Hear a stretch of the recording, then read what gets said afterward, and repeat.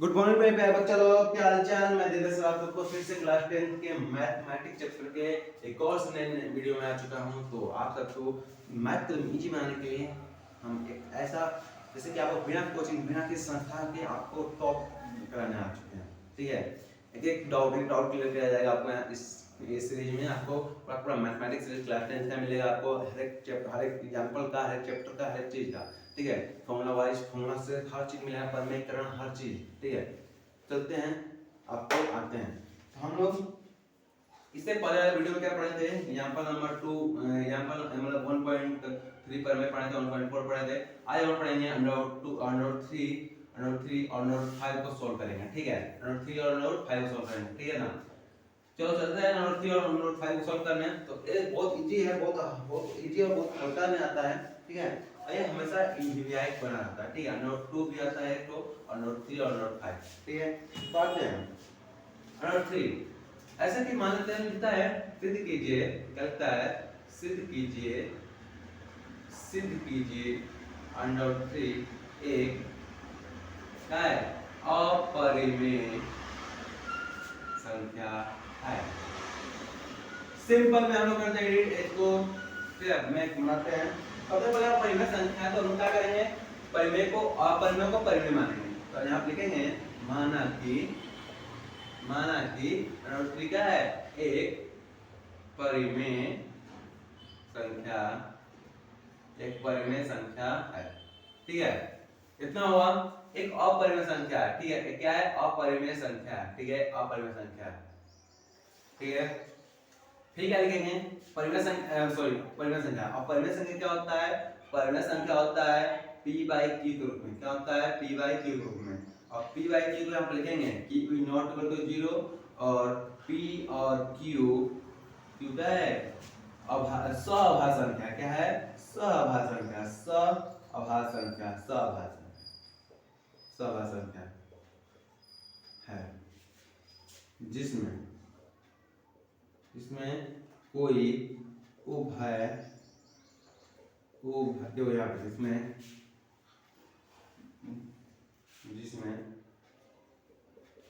कोई उभयनिष्ठ संख्या न हो। ठीक है, इतना होने के बाद तुरंत हम क्या करेंगे, इसको इधर लाएंगे, इसको इधर लाएंगे। तो q√3 बराबर p, q equal to p बटा √3। दोनों तरफ का स्क्वायर करेंगे,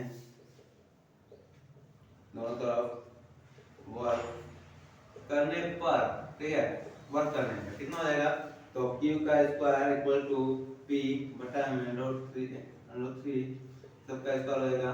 तो q का स्क्वायर बराबर p का स्क्वायर बटा में एक कर देगा 3। ठीक है, इतना आने के बाद हम लोग लिखेंगे, इतना आने के बाद हम क्या लिखेंगे, हम लोग लिखेंगे पहले बाबू, क्या लिखेंगे, सिंपल सी बात लिखेंगे, q और क्या, q और p क्या है, एक पूर्णांक है। क्या है, एक पूर्णांक है।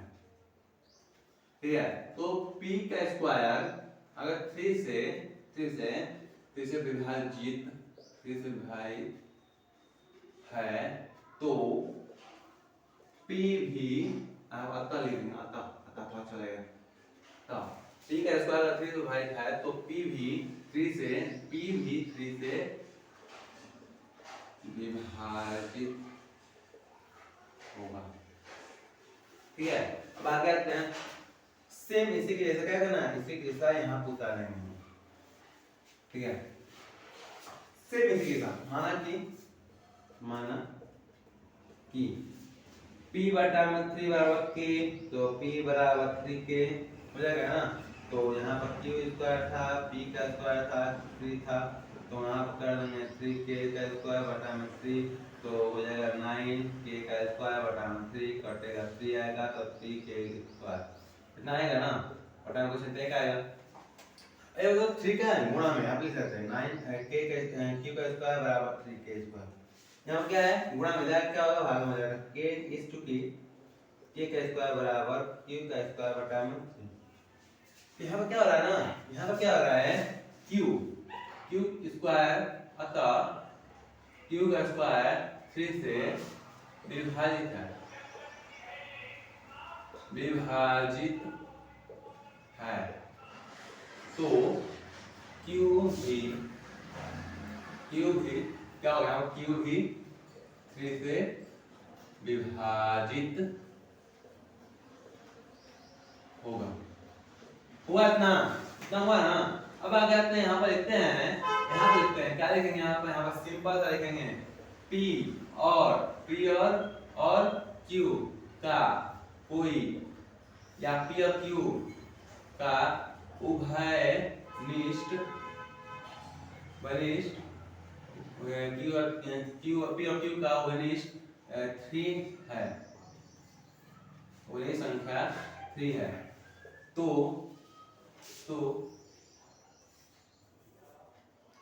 नहीं, जो कि विरोधाभास है। किसका विरोधाभास है? हमारी मान्यताओं का। हमारी मान्यता है, हमारी मान्यता गलत है, हमारी मान्यता क्या है? गलत है। अतः √3 एक परिमेय नहीं, अपरिमेय संख्या है। कितना हुआ? देखो ये हम से मैसेज छापना है। देखो इससे पहले वाला क्लास हम लोग √2 का पढ़े थे, उसमें भी सेम यही ऐसे बताया था। √3 का वैसे मैसेज बता रहे हैं, सेम ऐसा होता है। हमने कोई भी बदलाव नहीं किया। अगर बदलाव करेंगे तो आपको हो सकता है कि कुछ समझ ना आए, एकदम सेम ऐसे बनता है। एग्जाम में भी आपको ऐसे ही उतार देना है। आपको मतलब 5 नंबर का 5 नंबर मिलेगा, 4 नंबर मिलेगा। एकदम इंपॉर्टेंट है, बहुत इंपॉर्टेंट वीआई क्वेश्चन है। जल्दी से इसको स्क्रीनशॉट मारिए, ठीक है? टाइम देते हैं 1 2 3। बस शॉट मिटाना है इसको, जो मिटाते हैं इसको, ठीक है? मिटा दें। अभी एक और क्वेश्चन आना हम लोग को ना, क्या था? √5 था। इसको √5 कर लेते हैं, ठीक है? इसको √5 करते हैं, 5 कर लेते हैं। तो यहाँ पर √5 करेंगे, यहाँ पर क्या करें? √5 करेंगे। कितने हो? √5 को क्या करेंगे? परिमेय अपरिमेय दिया है तो पहले परिमेय मानेंगे, ठीक है? अपरिमेय माना है तो पहले परिमेय करेंगे, फिर क्या करेंगे? ऐसे ही करेंगे, फिर इसको ऐसे मानेंगे, फिर यहाँ पर क्या करेंगे? Q को इधर लाएंगे, फिर Q को √5 का करेंगे, इधर ला देंगे नीचे, फिर इसका स्क्वायर करेंगे √5 का, तो आएगा क्या? 5 आ जाएगा बटा में। सेम हो गया ना। अब यहाँ पर जहाँ 3 वहाँ क्या करना है? 5 कर देना है, ठीक है? यहाँ पर भी 3 है तो 5 कर देना है। अब बता लीजिएगा, ठीक है? अब जहाँ जैसे देखो सेम ऐसे जा रहा है, हम कोई बदलाव नहीं कर रहे हैं। हम क्या कर रहे हैं? कोई बदलाव नहीं कर रहे हैं। देख रहे हो आप लोग? देख रहे हैं आप? यहाँ 3 है, वहाँ 5 कर रहे हैं,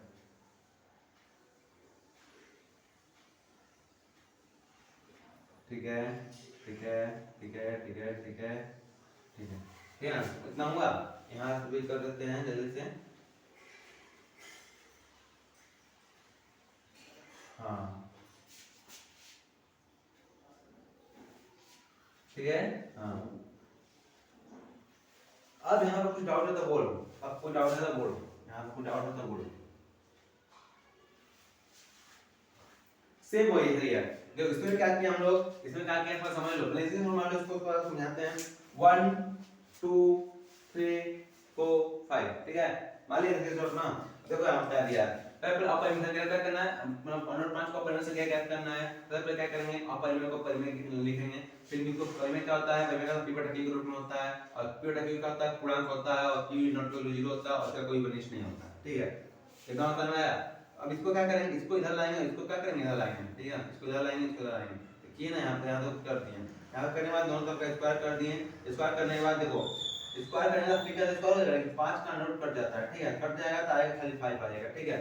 तो अब देखो p और q का पूर्णांक है, p और क्या है? q पूर्णांक है। अगर q और q पूर्णांक है तो p से अगर स्क्वायर का, देखो किसमें लिखा गया था? 1.3 हमको बताया था प्रमेय में। अगर 15 का स्क्वायर अगर 5 से भाग हो जाएगा तो 15 लिखा होगा, 5 कट जाएगा, ठीक है? वही बात कर रहा है कि p का स्क्वायर अगर 5 कट रहा है तो 5 p लिखा होगा, 5 कटेगा। फिर अब इतना है p बटा में 5 के, और p बराबर 5 हो जाएगा।